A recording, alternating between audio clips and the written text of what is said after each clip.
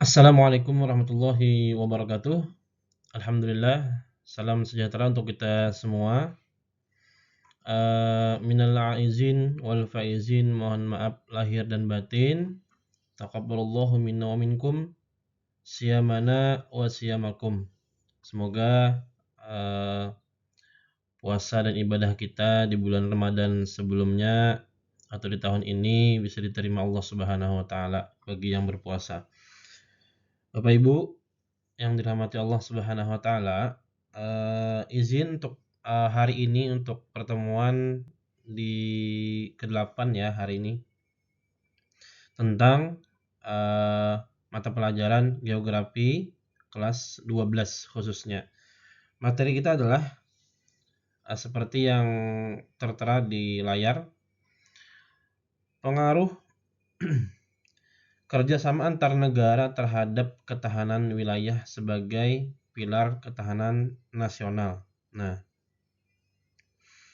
jadi Bapak Ibu untuk materi kita untuk pembahasan untuk geografi pada hari ini adalah seperti yang di layar ya Bapak Ibu ya. Kemudian apa sih pengaruh ya untuk ketahanan wilayah antar negara sebagai pilar ketahanan nasional? Jadi untuk ketahanan wilayah ini Bapak Ibu adalah kemampuan suatu wilayah negara dalam menghadapi ancaman. Jadi negara apa saja ya, khususnya ya kita negara Indonesia, kemampuan atau antisipasi atau bahasa patah itu sedia payung sebelum hujan. Nah seperti itu ya. Jadi setiap negara itu pasti ada yang namanya ancaman. Nah, seperti sekarang ya, seperti sekarang yang sedang berlanjut dan katanya Iran dengan Amerika ya, dengan Israel yang masih perang ya. Nah, kesediaannya apa? Kesediaan yang dimiliki oleh negara tersebut ya adalah benteng-benteng dan tentara-tentara dan lain sebagainya ya. Nah, apa saja ancaman-ancaman yang bisa ditemukan ketika kita harus punya ketahanan wilayah ya, atau kita punya kemampuan di wilayah negara kita, seperti tantangan, hambatan dan gangguan. Nah, seperti itu ya, Bapak Ibu. Baik dari dalam negeri kita sendiri atau dari luar negeri. Nah, kemudian ketahanan nasional ini bentuknya di negara kita ya, kondisi dinamis suatu bangsa yang mencerminkan keuletan, ulet itu rajin lah, dan ketangguhan dalam menjaga kelangsungan hidup negara. Jadi setiap negara itu punya ketahanan atau pertahanan yang harus kokoh seperti itu ya. Kemudian Bapak Ibu, pengertian kerjasama antar negara. Nah, pengertian kerjasama antar negara ini sudah kita bahas sebelumnya ya Ibu. Jadi hubungan antara dua atau lebih ya, dari negara tersebut. Boleh 3 negara. Nah, yang sekarang yang sedang berjalan itu tentang masuknya negara-negara masuk ke PBB ya. Jadi di sana mereka atau negara-negara itu saling bekerja sama, utamanya kalau masalah di PBB itu adalah perdamaian. Nah, kemudian dilakukan untuk mencapai kepentingan bersama. Nah, itu tadi salah satunya adalah perdamaian. Kemudian meliputi apa saja ya, bidang ekonomi ya, politik, sosial, budaya dan pertahanan. Yang kita bahas sekarang nanti nih ya, untuk pertahanan kenegaraan. Nah, peran kerjasama kita di dalam bidang pertahanan ini biasanya ada latihan-latihan militer ya, pertukaran informasi intelijen, kemudian penanganan ancaman lintas negara, misalkan seperti terorisme, penyelundupan barang-barang terlarang dan juga perampokan dan lain sebagainya. Nah, kemudian pengertian ketahanan wilayah. Nah, wilayah ini ya wilayah masing-masing ya dari negara tersebut. Kondisi dinamis suatu wilayah yang mencerminkan kemampuan bertahan. Nah, apa saja mencakup aspek di bagian ideologi, politik, ekonomi, sosial budaya, pertahanan dan keamanan. Nah,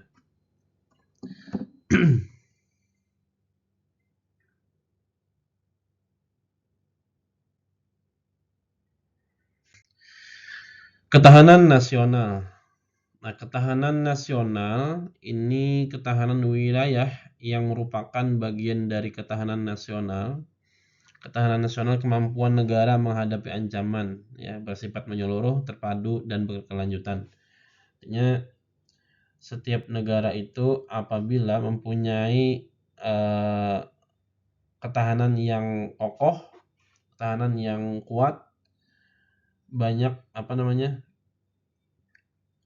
alat-alat yang bisa membuat pertahanan negara itu lebih kuat ya. Salah satunya adalah alat-alat yang modern ya, misalkan robot-robot ya dan sebagainya, atau drone yang bisa terbang ke sana kemari, kemudian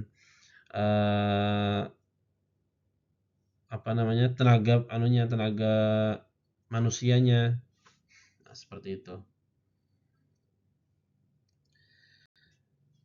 Nah, selanjutnya bentuk kerjasama antar negara yang sudah kita sebutkan sebelum-sebelumnya itu ada bilateral, dua negara, kemudian regional, kawasan tertentu, multilateral, banyak negara atau global. Contohnya apa yang bisa ditemukan kerjasama antar negara yang salah satu tiga dari ini adalah bidang ekonomi, ya, perdagangan yang bebas, bukan bebas, tidak tidak ditentukan, tapi bebas ditentukan, ya.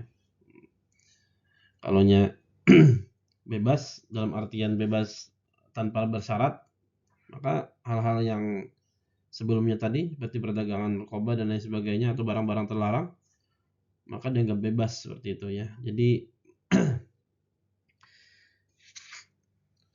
perdagangan bebas di sini adalah maksudnya bebas berdagang dengan mudah dan terpercaya seperti itu. Politik, perjanjian diplomatik. Nah, di sini ya. Kemudian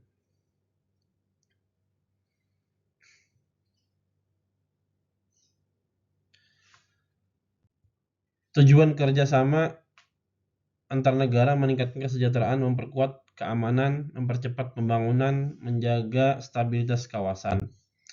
Kemudian pengaruh di bidang ekonomi, meningkatkan investasi asing, memperluas pasar ekspor, membuka lapangan kerja, memperkuat ketahanan ekonomi wilayah.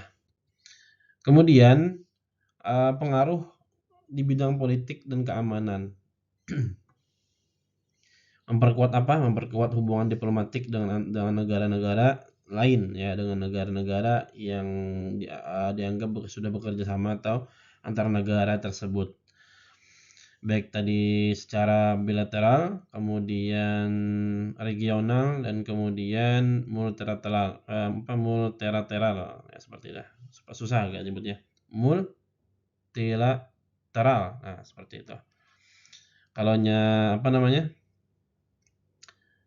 bilateral hanya dua negara yang berhubungan, kemudian regional itu beberapa, dan multilateral itu banyak atau global ya. Nah, kemudian mengurangi ini pengaruh daripada kerjasama di bidang politik dan keamanan. Jadi yang kedua mengurangi konflik antar negara. Nah, kemudian kerjasama pertahanan militer, keamanan laut, kemudian menjaga stabilitas wilayah. Nah, pengaruh di bidang sosial apa saja? Ya, kemudian pertukaran budaya dan pendidikan, meningkatkan kualitas SDM sumber daya manusia, mempererat hubungan antar bangsa, kemudian risiko masuknya budaya asing. Kemudian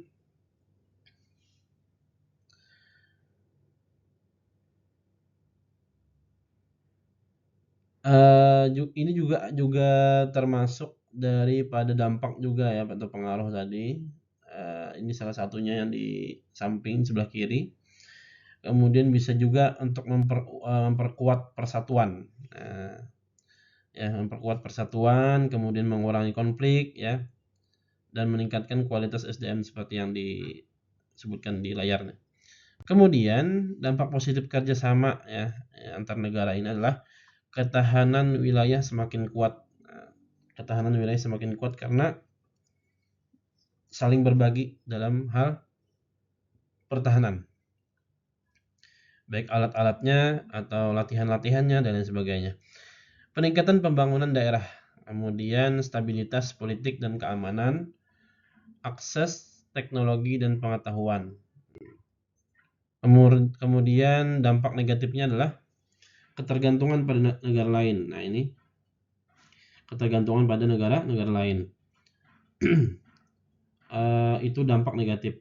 Seandainya kita contoh yang ya sekarang ya ditawari oleh negara Rusia, presidennya itu Putin, menawarkan kepada Indonesia ya, Prabowo untuk memberikan cara membuat senjata nuklir. Nah, sampai sekarang ini masih belum dijawab oleh presiden kita, oleh negara Indonesia. Nah, ketergantungannya ini yang menjadi nanti jika ada perselisihan antar negara ya. Nah, kalau bisa jangan ya, harus sama-sama menjalankan. Kemudian persaingan ekonomi tidak seimbang. Ya, sekarang ya, rupiah lebih besar, Malaysia lebih tinggi ya keuangan anunya. Kemudian ancaman budaya asing, potensi konflik kepentingan. Nah, ini ya dampak negaranya kerjasama antar negara beberapa ya. Kemudian kesimpulan di sini adalah kerjasama antar negara sangat penting, sangat-sangat penting ya. Berpengaruh besar terhadap ketahanan wilayah yang sudah kita jelaskan sebelumnya. Ketahanan wilayah yang kuat ya, ketahanan nasional kuat perlu selektif dan bijak dalam menjalin kerja sama antar negara, ketahanan wilayah dan juga ketahanan nasional. Baik Bapak Ibu, terima kasih atas perhatiannya. Demikian dari saya. Saya ucapkan salam khairan maaf. Assalamualaikum warahmatullahi wabarakatuh.